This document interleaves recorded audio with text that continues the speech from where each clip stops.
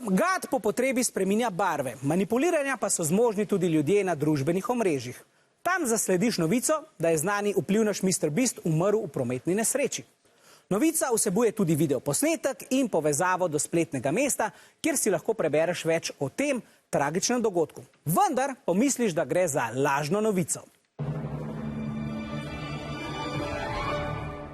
Kaj moramo storiti, ko na spletu vidimo novico, ki ji ni mogoče verjeti? A. Novico delim po zasebnem sporočilu. B.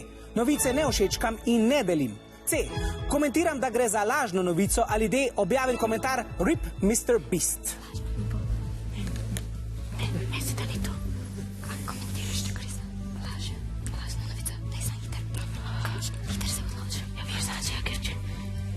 Meni so že pritisnili odgovor, še vijoličaste čakamo.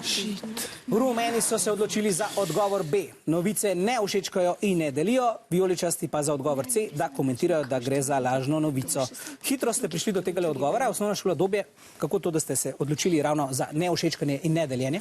Ja, če vidiš pač neko lažno novico, ko misliš, da je pač manj, ko boš namenil pozornosti, manj ljudi bo videlo. Aha. Če bi pa recimo komentirali, da bi rekli, da je to lažna novica, pa bi vseeno dobili pozornost. Dobro, zanimivo razmišljanje.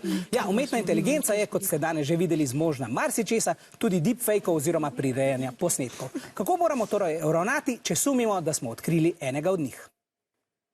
Namen lažnih novic je zbirati klike, sejati dvom, strah in podobno. Avtori hočejo, da se o njih čim več govori, da se jih širi, všečka, komentira in deli.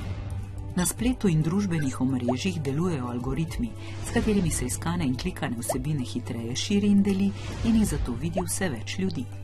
Pravilo je, da domnevno lažne novice preverimo z več viri, ne delimo povezav, ne všečkamo in ne komentiramo, ker s tem pomagamo širiti takšne vsebine in naredimo ravno obratno od tega, kar je priporočljivo, da se omeji njihov doseg.